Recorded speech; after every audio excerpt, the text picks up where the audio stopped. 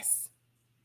Good morning, everybody. Welcome into Mornings with Loretta. And yes, this smile is wider and there is more excitement than normal because there's not every day that I get to talk to two amazing icons in the Disney world, just in my world, period.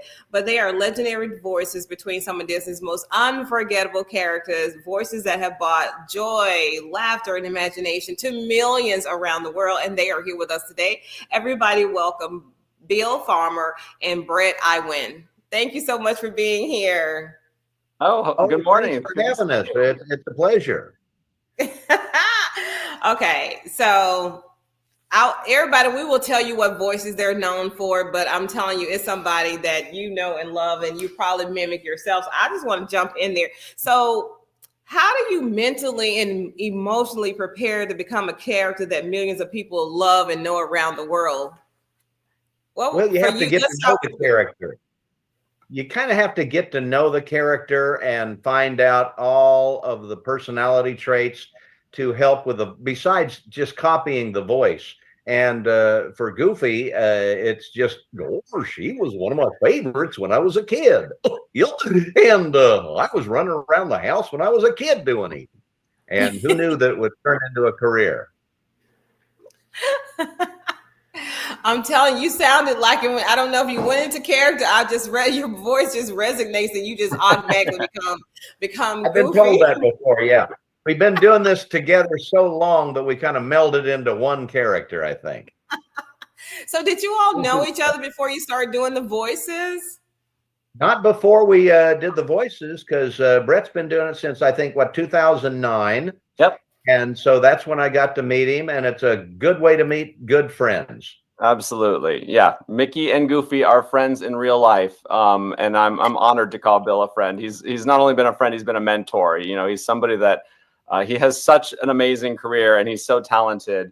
You know, like you asked, what is it like to step? These are iconic characters who have not only a history, but a legacy behind them. And it's so important to know and understand that legacy when you step into a role like this, and to honor it, to ensure that we're doing our part to carry it on for another 100 years and keep these characters as relevant as they've been. So yeah, you have to know your stuff. You have to know your history. You need to, know what they would and wouldn't say, how they would and wouldn't act. It could be a big undertaking, but, watching alongside Bill for these past 16 years for myself, just seeing how much fun he has, it's been an inspiration to know that, it doesn't need to be so daunting. It's a big responsibility, but there's so much fun to be had with these characters for sure. Oh my goodness. So you've been the voice. There only been 4 voices that according to my research, only 4 voices in all the 100 years or whatever of Mickey Mouse. And now you are the 4th one. So how does that feel? Just knowing even that Mr. Walt Disney was the first voice and here you come right after that. Well, I always reference that, I myself am still a huge Disney fan, but I can't help but think about this role that I've been, blessed to be in now for 16 years. I can't help but think of it through, little 6 or 7-year-old Bret's eyes and think, what would he think? I was just a huge fan who was admiring everything that Walt Disney created, everything from the theme parks to the TV shows. And so it's a little unbelievable and surreal still to this day, every time I get to go into the studio. But I'm a huge Walt Disney fan. My Disney fandom originates with Walt, and everything he built and everything he stood for, and his creative endeavors and his curiosity. So getting to do a role that Walt himself did, there's nothing like that. I think, he's one of the OG voice actors. If you think about it, Mickey being, the first character to speak with synchronized sound in a cartoon, like that's a pretty tall order. So yeah, it's just been so much fun though. I try not to get overwhelmed with the pressures of stepping into those shoes and just think about how much fun we get to have. Oh, wow. So what about Goofy? Because You know, his name says a lot, so it precedes anything else that he's gonna do. So how do you manage that reputation and still pull off one of the most iconic voices alongside Mickey Mouse? I think that my wife would say I was Goofy much earlier than when I got the job. So, you know, it helps to understand the character. And he was one of my favorites when I was growing up. And so to get a chance to actually do his voice, you learn how to copy a voice, but after it takes several years to actually get into the character to where you really know everything about the character, and it becomes kind of a dual personality. And the better you know a character, the better you can portray that character on screen. But you know, we get to play around with lines a little bit. We might do a different take. So how about if I say this or that? And if it works, it gets in the show. If it doesn't, it doesn't. But you know, the more I do this and the longer I do it, I can usually tell if I do a line 3 times, I can tell which one the director will use in the show. You just learn the character, and everyone knows that character so well that when I do it in public, a lot of people just like, oh my gosh, it's like you've transported into this character. It's like I was talking to Bill and now I'm talking to Goofy, and gosh, you know, just doing that, sometimes you get people shaking, and you do a selfie with them and they shake, and it's amazing the reaction we get. I know. I just gotta ask you, can you all go into character together and do something just for me on Mornings with Loretta? Why, sure. How you doing there, Mickey?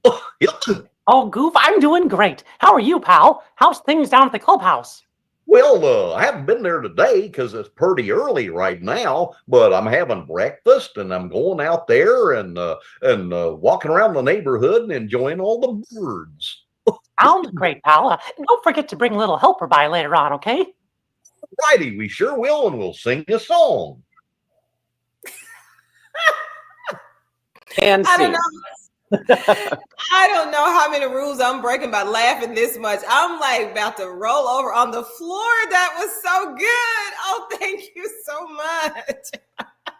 So, do you remember audition? Huh? I was just going to say, once you get you learn the character, then whatever they say is right. And so you can carry on a conversation. That's hard to do when you're first doing the character. You're kind of copying the voice, and then you part of you becomes that character. And the longer you do it, the better it gets. Yeah, for sure. Wow. For sure. Bill actually imparted some of that wisdom to me early on. He said, do you find yourself thinking about doing the voice when you go into the session? I said, absolutely. I'm terrified that Mickey's voice is not going to come out when I step in front of the microphone. And he said, give it a few years and you won't even think about that. You'll just be Mickey and it'll come out. And I mean, he was right. He was right. Oh my goodness. I could do this all day long. I better watch the clock. Okay. So Bret, I love your last name. Can I tell you how much I love your last name? Thank you. Thanks. And you said it perfectly. You know, I get a lot of different pronunciations, but I always help people by saying it's like I win, and that's actually how I learned to say it as a kid. Because growing up, you know, no teacher or principal ever said it consistently. I was being called Iwan, Iwan, all kinds of different things, and so there was confusion on my part. I remember going home one day and saying, "Mom, how do we say our last name?" And she said, it's like you're winning. You say, I win. And so I would coach myself by saying, Bret, I win. And that's how I learned how to say it. So it's a pretty fun name. I mean, affirmation overload, right? Affirmation overload. Maybe a little too much, you know, come to think of it. I may have practiced that too often. So. Okay, so we got to tell them where they can find you all. It's already airing, and I wanted to make sure that we let them know that they can watch. Tell them, or you can tell them, and I'll tell them again. Oh, sure. Well, you know, the first episode premiered just yesterday on Disney Junior, and as of today, the first 10 episodes are available on Disney Plus. So we hope everyone tunes in and enjoys all the fun that we got to work on. It's a great continuation of the Mickey Mouse Clubhouse world, just a little plussed up this time. So we're really excited. More songs, I remember. Recording, we did a lot of new song, it seemed like, in every episode. So it's more musical, and the technology has increased a little bit. The animation, it was spectacular when I saw it. Yeah, it looks beautiful. Great music, great story, and all your favorite characters are all there in one place. So it's a good time. This is a dream come true. One I didn't even know I had, because I always just wanted to meet Goofy and Mickey Mouse, but now I've met the voices behind those two. So my life is complete, and it can only go up from here. So Bill and Bret, thank you so much for being a breath of fresh, inspiring air today. One I will always remember and cherish so deeply. Thank you for all you do for millions and millions of other people and me.